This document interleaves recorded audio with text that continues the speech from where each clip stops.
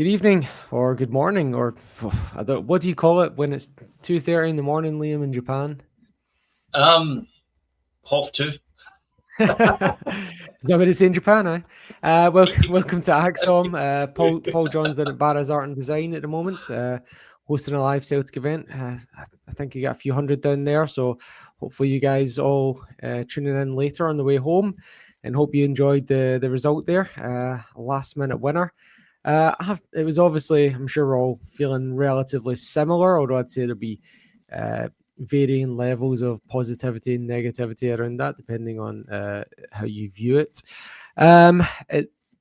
Big message. Today was Flag Day. We unveiled the flag for our fourth title in a row. We had a couple of tifos for some legends, two Lisbon Lions that we lost over the summer break, and John Clark and John Fallon. It was a great day for them. And we had Paul McStay unfurling the flag for Callum McGregor, carrying out the fourth trophy, the fourth Premiership title in a row, which I believe is James Forrest's, makes James Forrest the most decorated Celtic player ever. So 3 points on a day like that is a great achievement. It's a big day in Celtic. But Liam, would you like to comment on that before we talk about the game itself? See, what I would say is that this, looking back on today as an entire product, the whole game, the whole thing, whatever, it's the best of both worlds. We got the win, so everybody goes home happy tonight. But the nature of the game, the fact that it took until the 87th minute for us to get the goal, the flat performance, it's enough that the manager can still go to the board and say, look, we don't want to keep doing this. We need to get players in and we need to get this sorted. We got away with it today. We got the result, but we got away with it. That's the reality. And St Mirren played really, really well. Let's give them their due as well, right? They were really, some of the last-ditch tackles they put in were incredible. But Celtic should be beating a team like that, realistically. If we want to play in the Champions League and it takes us until the last 5 minutes to beat St Mirren at home, that's concerning.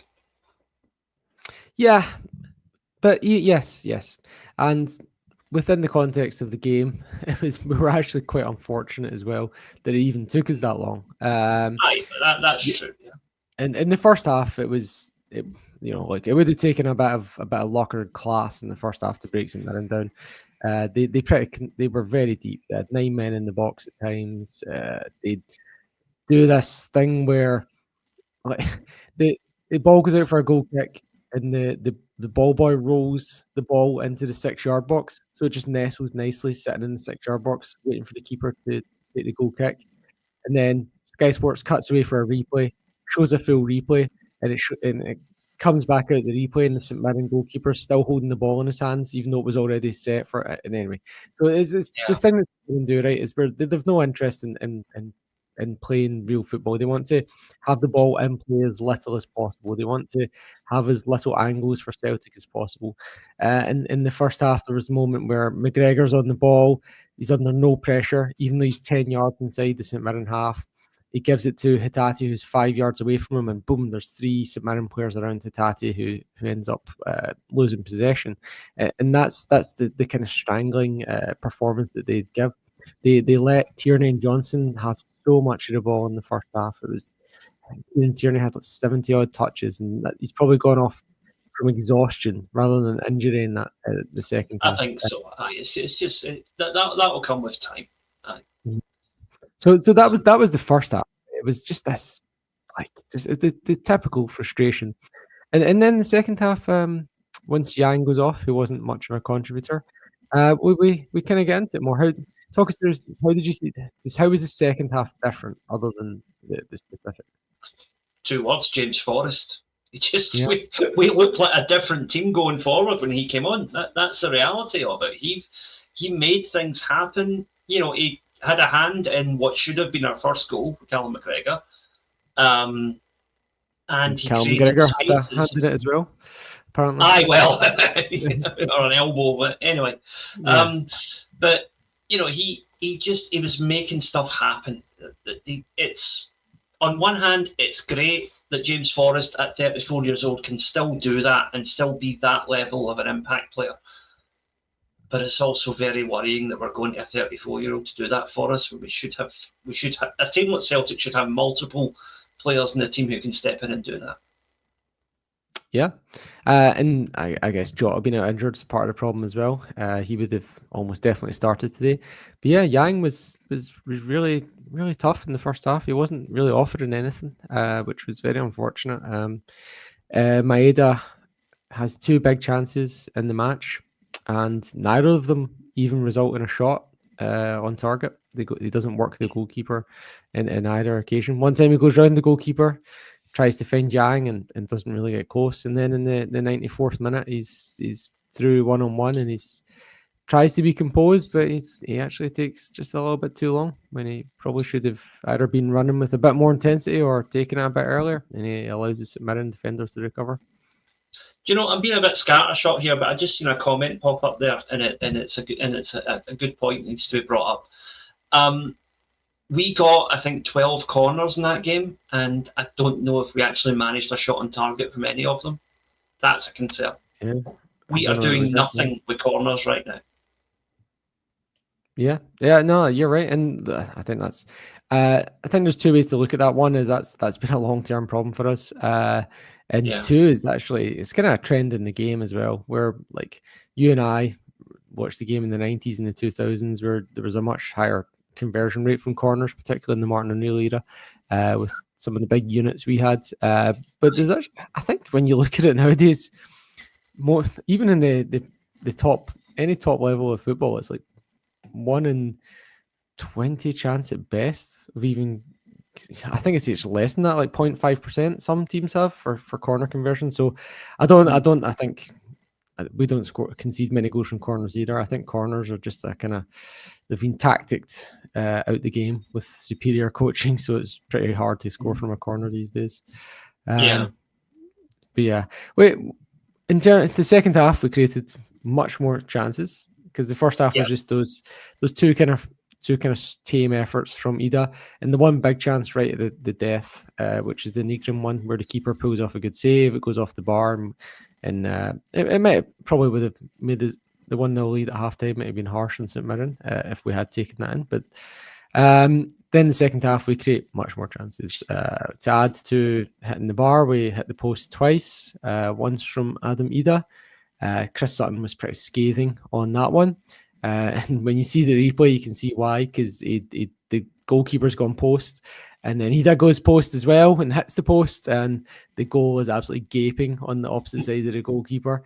I know it's a great touch actually from Ida. I don't want to be too harsh, because he's opened his body, taken a phenomenal touch. He's really created the chance for himself, but I think he too often does go for that post, and I don't know if the goalkeeper scouted that out in advance. On Ida, I think I was watching the game with my dad, and I think he summed it up very well. He said, Ida's playing like a guy who's desperate to impress, but emphasis on the desperate.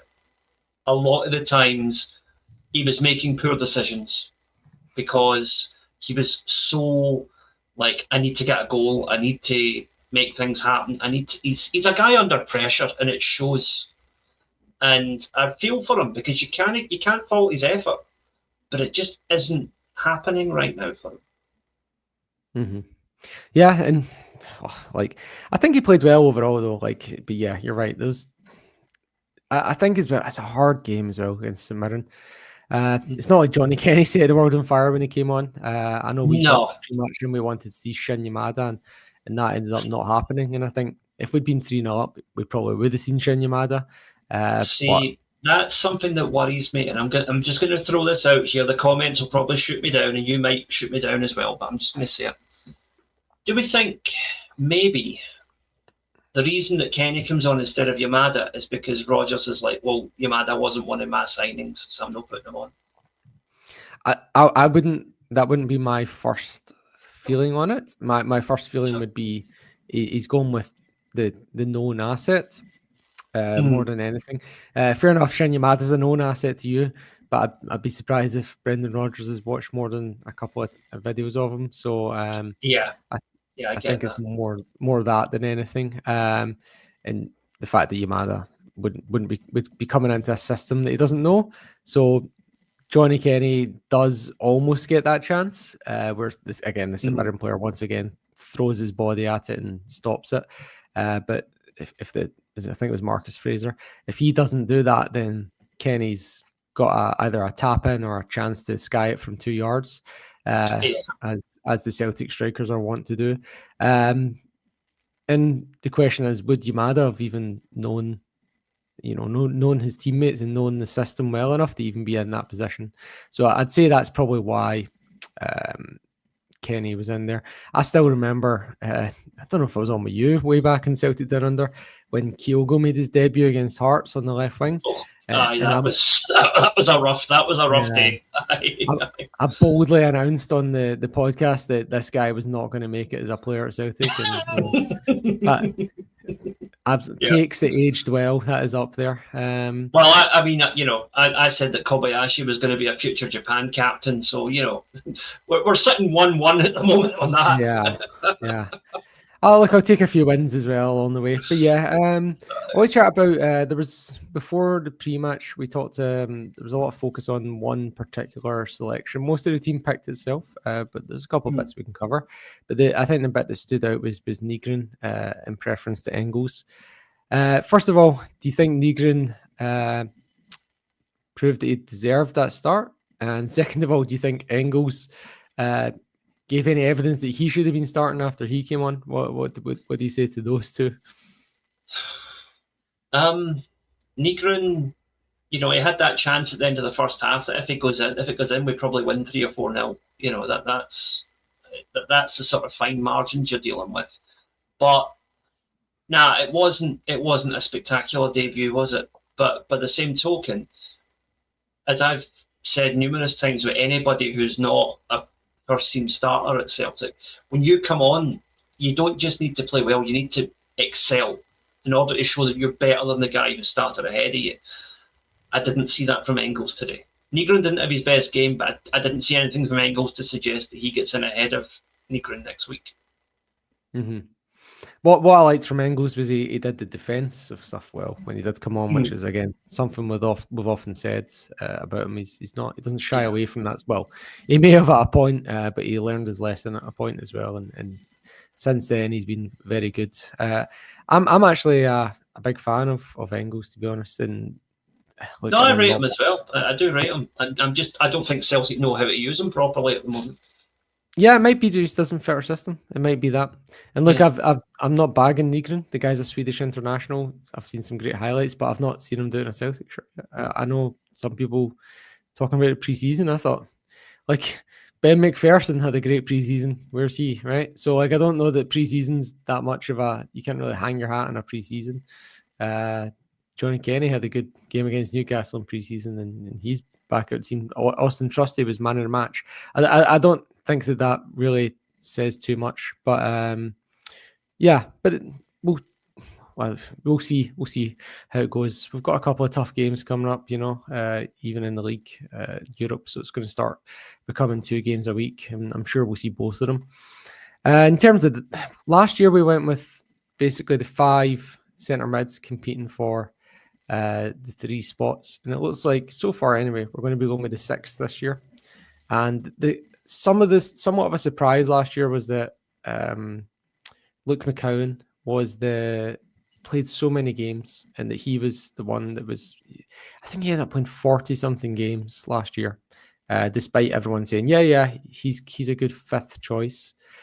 And then once again today we turn to the bench when we're struggling, and Luke McCowan comes on, and Luke McCowan scores the winner. Do you see Luke McCowan do you see us having to do that a lot this season, calling on Luke McCowan?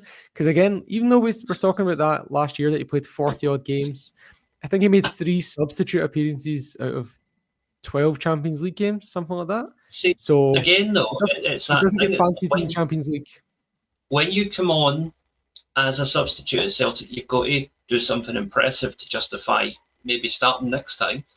Mm-hmm. McCowan did that. He came on, he got the goal that won the game ultimately. So, and I think he actually played pretty well. but no, I don't think it's enough to get him a starting berth next time. But he's done all he can, and he keeps doing that. Eventually, questions will be asked of the players ahead of him. So. Yeah, I think he'll only really be chalked in as a starter when it's like a game in between, like a Saturday game, like home to Aye, we've played Livingston. the Wednesday, we're then Yeah. playing the Saturday, then we've got another game the Wednesday. Aye. Exactly. That's where Luke McCowan's going to play, right? And we play 55 to 60 games a season, so that's Luke McCowan will be a starter for what 15 to 20 games this year, right? Even as the sixth choice midfielder on our team. So, and today we relied on him. He's technically a senior head in this team. What age is he? Like 27ish, 28 almost. Aye. He's centre mid. He's been around the Scottish Premiership for a while, and that was invaluable today. What if we'd been like turning to Ben Summers to come off the bench? No harm to Ben Summers, but he's not got experience. He's not an old head. He's not physical. Would we have won that game today if that's what we're turning to off the bench?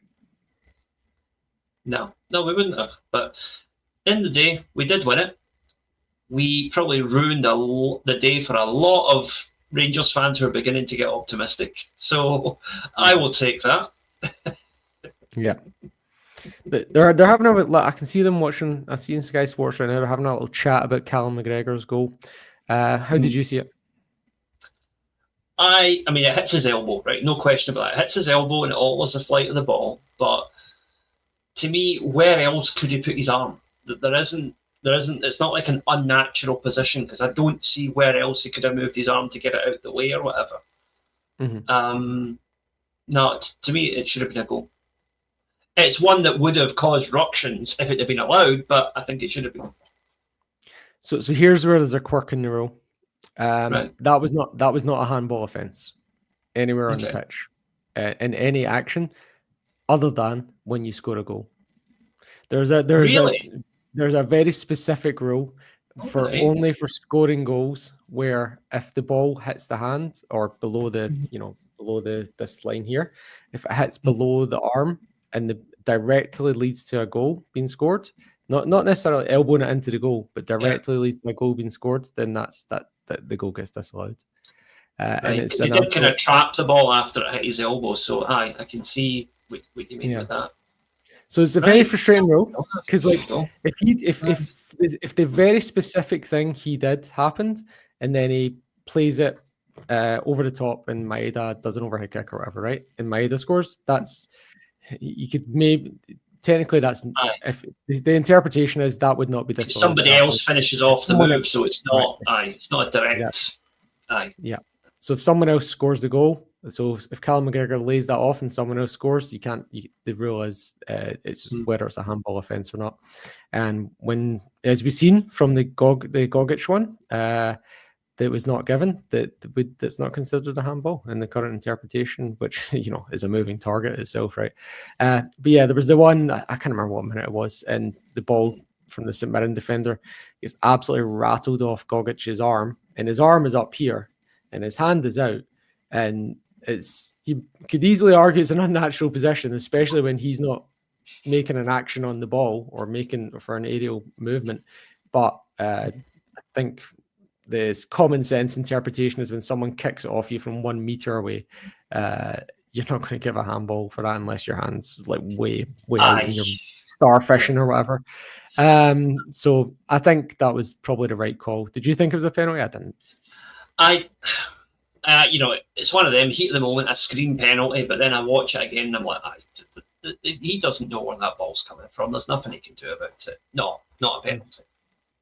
The frustrating thing is we've seen them given against Celtic in the past. Like, I think, what was it, the Dortmund game? One I think it was at Hearts. Was the he's looking one way and the ball comes the other. And yeah, but even in the Champions League, what was the one? Was it 2 years ago, maybe against Real Madrid? I can't remember. Trusty or I don't remember. We had one. I can't remember off the top of my head, but I've got a vague memory of what you're talking about. So yeah, it's hard to keep track of where these interpretations are going. In terms of our centre backs, Carter Vickers, Scales, thoughts? Carter Vickers is not match fit, but he did enough today. Did well, considering. Scales was, again, all right. I thought he did reasonably well. But I wonder, where does Simpson Pusey fit into this? Because he was in the stands today. Mm-hmm. Yeah, and he's going to want to be involved pretty soon. Next week might be too early for him, but he's definitely going to want to be involved after that. And it's like, do we play CCV at maybe 80% fit, or do we go with Scales, who would be 100% fit, but we know his limitations? Because one of them has to make weight if Simpson Pusey is going to play. Yep, and that's how it works. It's a tough call, but I would lean towards going with Simpson Pusey and Carter Vickers as our centre back pairing. That's kind of that's where I'm leaning at the moment. Scales played like a man that knew his position was under threat today. I'll just give you a sample of some of the comments here. With John McVeigh, McGregor or Scales, man of the match. Don't have to go far to find the next one. I could just filter for the word Scales. Alex Hope, Scales, man of the match. CJ7, Scales was decent today, damning with faint praise. Peg Leg Lonergan, Scales was very good today. His name seems to come up more than anyone in the comments. There's Chris D. Scales was a brick wall today. Honestly, just scanning down those comments. Tom McGoldrick, Scales or Johnston, man in the match. I don't think any names come up in the comments more than Scales. I think Scales had a good game today. Don't get me wrong. I think he had a good game, but I just think when they're both fully fit, Carter Vickers is better. And if you assume we've got to drop one of them to play Simpson Pusey, then it's going to be Scales. That's the reality. Do you think Scales then becomes the Luke McCowan of the centre backs? I don't know. I hope not, but that's the likelihood. I mean, at the end of the day, we probably, although Celtic would never admit it publicly, we probably have some sort of agreement that this guy's going to have to play X number of games in order to come up from Man City. So I feel sorry for Scales. I don't think he did anything wrong today, but I just think if we're bringing in one of the highest rated young centre backs in England, we've got to play him. And Scales makes way before Carter Vickers does. That's the reality of it. Unless there's fitness issues, but yeah, I do wonder as well with Kieran Tierney, like not having a left back, not having Aramura on the bench today. That was a weird one. Yeah, it was like a massive vote of confidence in the fitness of Kieran Tierney, which turned out to be an ill-founded vote of confidence. Or alternatively, it was a vote of confidence and Scales can play there. That's fine. Don't worry about it. Yeah. Do you think Aramura will be back in next week or on the bench at least? I mean, I hope so, but it kind of ties in with my conspiracy theory, if you like, that Rodgers determined not to play club signings that he didn't sanction. So, you know, Inamura wasn't in the squad and Yamada didn't get on the bench didn't get off the bench, despite the fact that we definitely needed a goal, you know. Yeah, it's a weird one. Aye, it's a strange one. And we're away to Aberdeen next Sunday. I think that's a much more palatable kick-off time for me, 12:30 in Scotland.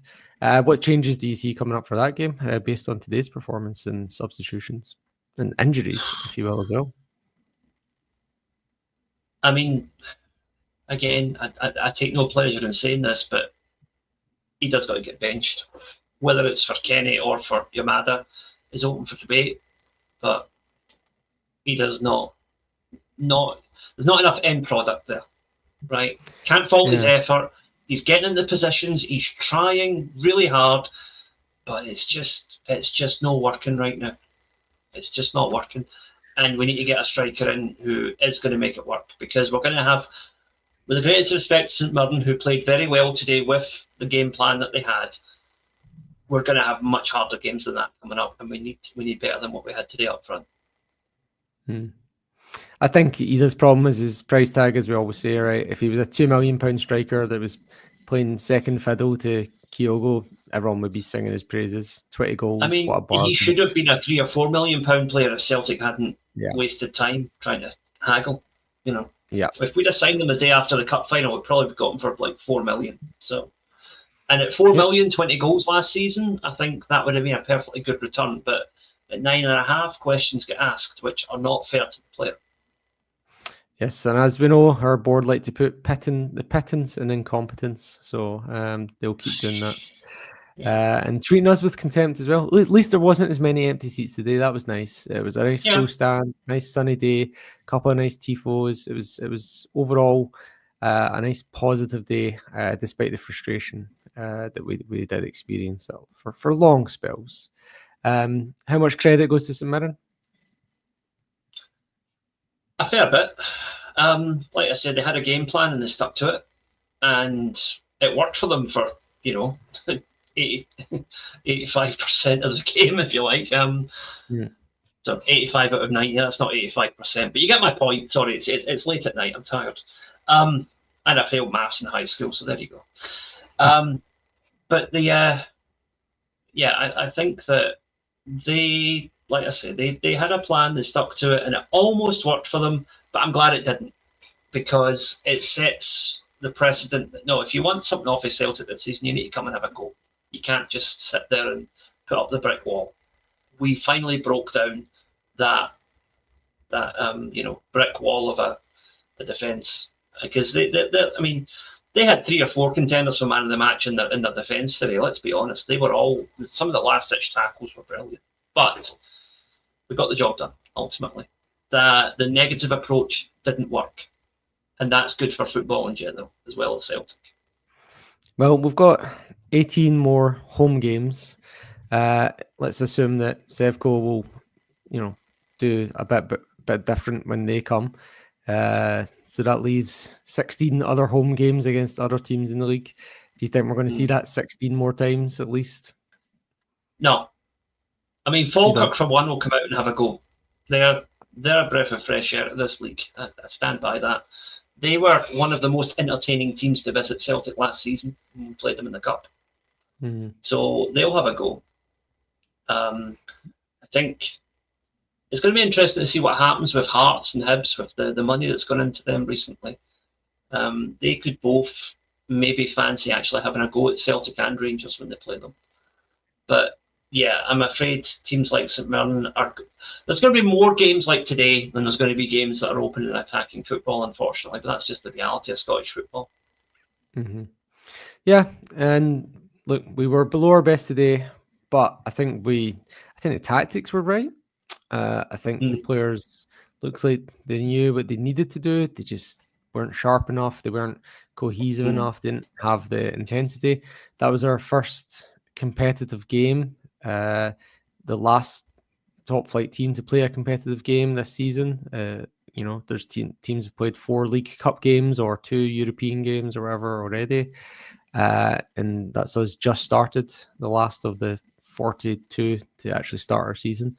And so hopefully it does kind of start to raise in intensity, raise in cohesion, and we start to look a bit better, and hopefully we can get a couple of reinforcements in as well. I think we know what we need to do in these games, but knowing what to do and actually doing it are 2 different things, and getting there is, I don't know, maybe the answer you've said a few times is getting new bodies, and maybe there's just a building process as well that takes a bit of time and a bit of some practice as well. Could be worse. We could be 8th in the league at the moment, like another team are. It's because alphabetical order? S for Sevco? I don't know, but apparently Sevco are 8th in the league, and I'm going to call them Sevco. The people in the comments said, "Oh, that's petty." No. If they want the naming rights to Rangers, they can pay their taxes like everybody else does.